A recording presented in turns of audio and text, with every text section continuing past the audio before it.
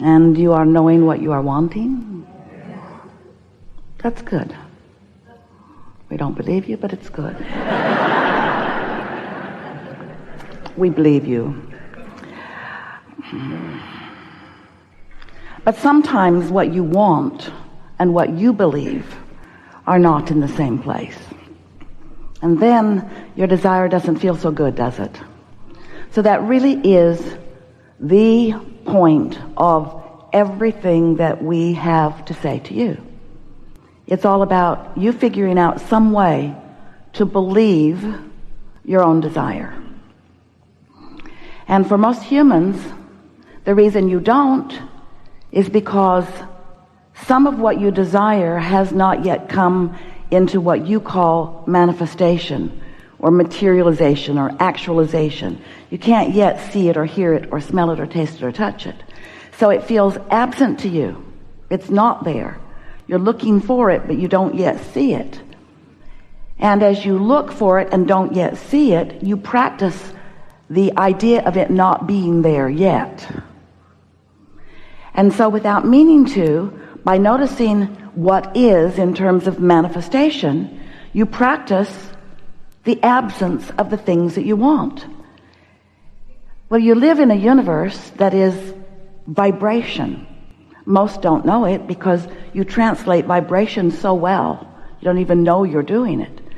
So you are observing through your physical senses and coming to conclusions about what is.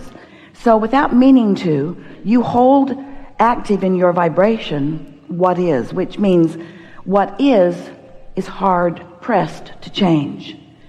So you get what you think about. So if you're thinking about the absence of something you want, you keep getting the absence of something that you want. So you have to find some way of distracting yourself from the absence of it. Some use imagination, talking more about what you are desiring and less about what is. If we can convince you about this vibrational reality that you've already created, where all of your desires are already all framed up vibrationally, if we can get you to begin trying to sniff out that vibrational reality instead of focusing so much upon the see it, hear it, smell it, taste it, touch it, already materialized reality, then things will speed up for you. But even more than you getting from where you are to where you want to be more quickly, it's that you will feel better along the way, and that really is the whole point. You did not come here to accomplish destinations. You came here to discover destinations, goals, dreams, things that you want, because it's so joyful, the movement toward them. We're wanting to help you carve out a quicker, more joyful path to the achievement of the things that you want. So these things are necessary. It's important that you accept that you are a vibrational being in a vibrational universe. And it also is very helpful if you understand that you are an extension of source energy, that there is a non-physical part of you who exists and is offering a vibration that is available to you at all times. You don't hear it because you're on a different frequency sometimes. Sometimes you do hear it when you're tuned in, tapped in, turned on. The better you feel, the more in alignment you are, and the more you are hearing it. But we know, since you are physical and you live in this physical world, that the physical world matters to you. It matters a lot, and it should, because you came specifically intending to be a creator out here on this leading edge where thoughts do turn to things, where manifestations do occur, where you have the full-blown visceral experience of your creation. And so as we are moving forward here today, I want to show you how you can lighten up, how you can be easier, how you can tune into the frequency of who you are. We want to help you to discover in very real terms so that you can apply it whenever you want to, which from our point of view, if we were standing in your physical shoes, would be all of the time, so that you can tune to the frequency of that broader knowing. When you are standing in your now, offering your attention to whatever it is you're offering your attention to, you have much more creative control than you know. But you are using a different criteria than is really helpful to you. If your first order of business would be to tune to your broader perspective, everything about your world would be better and feel better and mature in ways that you want more effectively and more efficiently. So I want to help you to understand how it is that the vibration that is really what we are all about turns into the tangible, which you call your real world. How do these thoughts turn to things? How does the vibration become the manifestation? It comes through your interpretation. It comes through your realization. But most humans aren't really all that willing to realize until there is a manifestation that you can observe. And that's what slows everything way, way down. If this time-space reality has helped you to identify a desire as you're sifting and sorting, this time-space reality has the wherewithal for you to realize it in its fullest. So here's how it works. You may not like this, but here's how it works. Source knows everything about you, everything that you want, and is rooting for you to get it, and is offering a vibrational signal, a very vivid, very clear, very high frequency, very non-resistant vibrational signal. When you're in the vicinity of it, you are able to translate that signal into meaningful things. Esther is receiving that signal now and is translating it into this physical word equivalent for you. So you have the ability to do that too. Most of you don't know that you do, but you do. So here's this signal. And when you tune to it, Esther tuned to it through meditation, through quieting her mind, through stopping thought. As she stopped thought, the vibration that is natural to her began to become dominant. And so over a period of time, her vibration raised to reach the frequency of the vibration that is us, which makes our communication in an environment like this seamless. Now, it's not always seamless for Esther. She can be in a bad mood and not hear us too. But she does know when she's in a bad mood that she's not hearing us. And she does know that her first order of business is to do whatever it takes, even if it's to take a nap, to stop the conversation about whatever it is that's holding her in that resistant place where she cannot hear us. So here's this vibration always being offered to you. The question is, are you in the receptive mode? That is a key phrase here. Are you in the receptive mode? Are you able to translate that vibration into something that's meaningful? So the first thing that you will translate it into, if you are in the receptive mode, is an idea will occur to you. You know that feeling when you say, I just got the best idea. That's what that is. You were in the receptive mode. Didn't stay there very long, most of you. But you were for a moment in the receptive mode, and the idea came before you shot the idea in the foot by the reality that is surrounding you. You know what we're talking about, don't you? So that idea comes, and with that idea, with that, let's say it like it is, with that you translating, because you're in the receptive mode, the vibration into a thought, you realized it. It was always being revealed to you. In other words, it's not you waiting around for the revelation. The revelation is there all of your waking moments. The revelation is there. The question is, are you in the receptive mode? And the answer is, sometimes you are and sometimes you're not. And the better you feel, the more you are, and the worse you feel, the more you're not. It really is that simple.